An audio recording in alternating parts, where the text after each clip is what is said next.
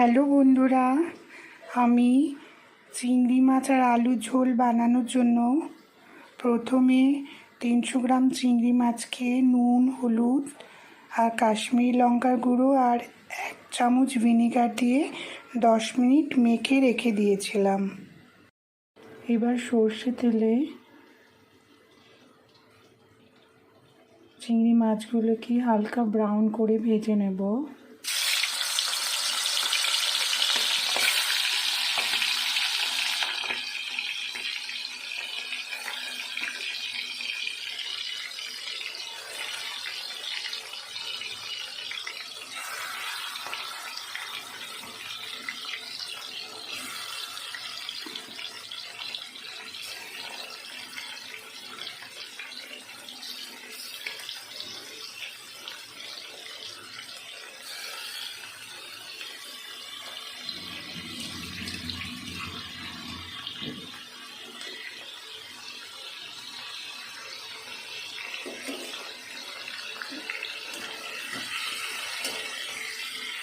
খুব বেশি কড়া করে ভাজবো না, খুব বেশি কড়া করে ভাজলে ঝোলে মাছটা দিলে শক্ত হয়ে যাবে, তাই একটু হাই ফ্লেমে হালকা ব্রাউন করে মাছটা ভেজে নেব।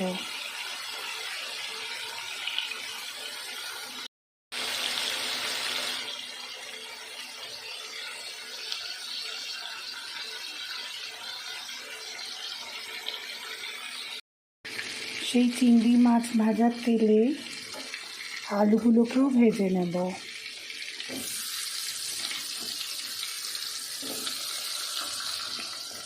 আলুগুলোকে হালকা ব্রাউন করে ভেজে নেব।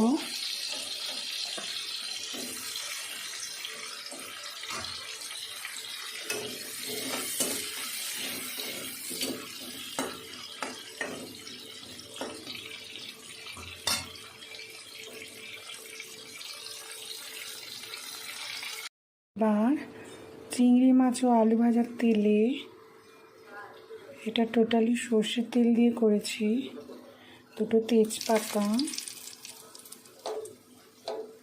1টা শুকনো লঙ্কা, দারচিনি, এলাচ, 4টে লবঙ্গ ফোড়ন দিয়ে দেবো।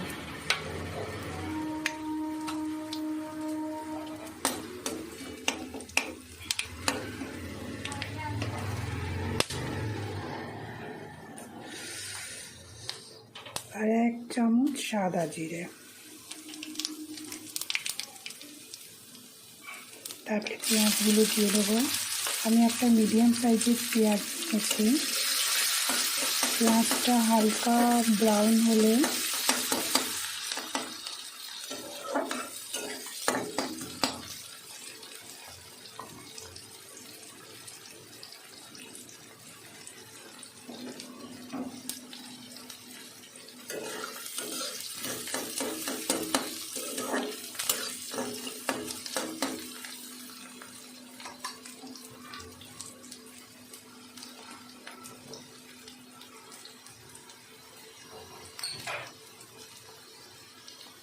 পেঁয়াজ আর আদার পেস্ট দিয়ে দেবো।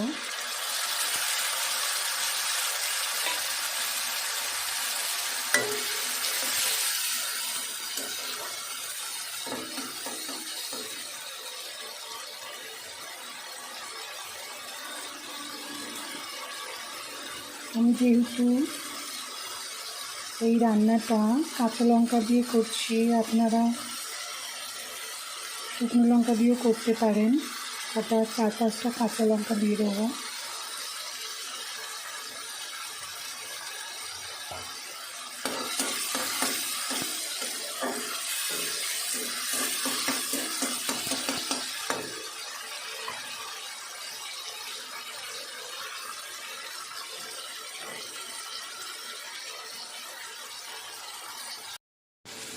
এবার একটা ছোট্ট টমেটো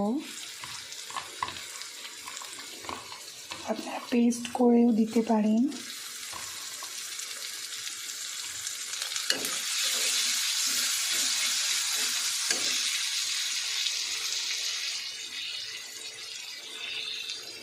ধনে গুঁড়ো, হলুদ গুঁড়ো, কাশ্মীরি লঙ্কার গুঁড়ো আর 2-4 চামচ নুন দিয়ে নিলাম।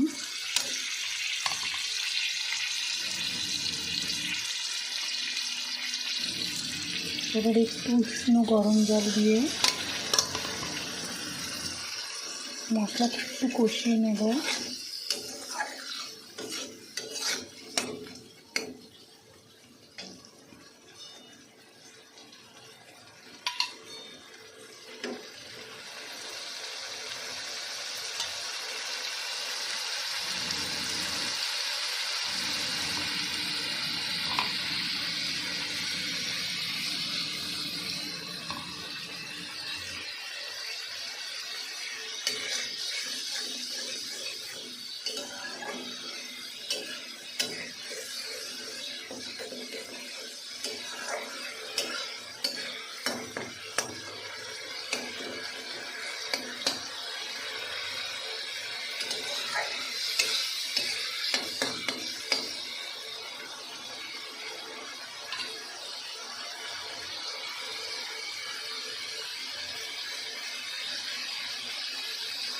এবার 7-8টা কাজু বাদাম আর 2 চামচ টক দিয়ে দেবো।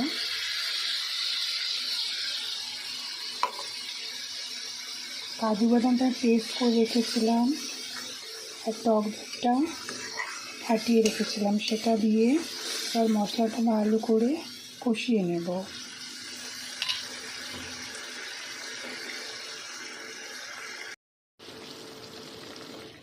দেখুন বন্ধুরা, মশলা থেকে তেল ছেড়ে দিয়েছে। আমি রসুন আর আদার পেস্ট দিয়েছিলাম, ওটা একটু ভুল বলেছি, আপনারা একটু মানিয়ে গুছিয়ে নেবেন।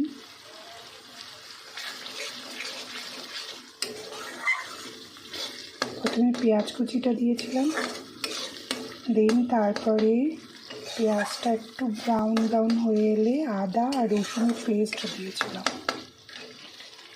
এবার মশলাটা কষে গেছে, দেখুন মশলা থেকে তেল ছেড়ে দিয়েছে। আর ভেজে রাখা আলুগুলো দিয়ে দেবো, এগুলো দিয়ে একটু কষিয়ে নেব।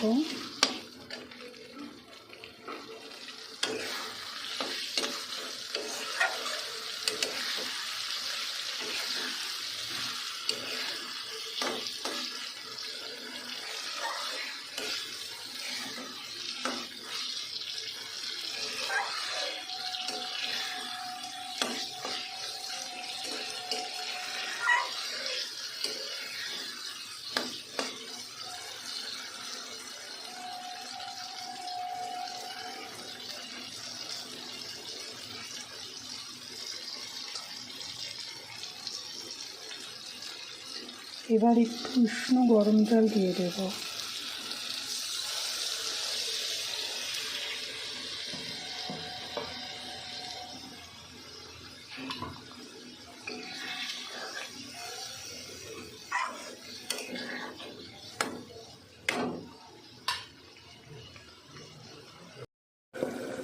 বন্ধুরা দেখুন,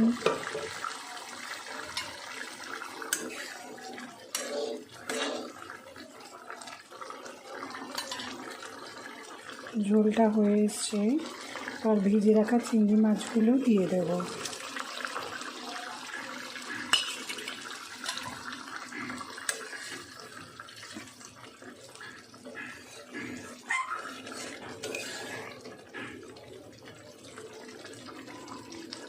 আপনারা গরম মশলার গুঁড়ো চাইলে দিতে পারেন, আমি যেহেতু ফোড়নে গরম মশলা দিয়েছি তাই এখন দেব না।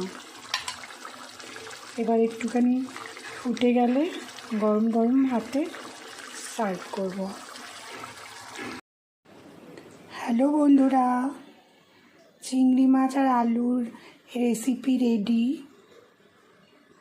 আজকের রেসিপিটি যদি আপনাদের ভালো লেগে থাকে তাহলে ভালোবেসে একটা লাইক, শেয়ার অ্যান্ড সাবস্ক্রাইব করে দেবেন। বন্ধুরা সাপোর্ট করুন, ফলো করুন।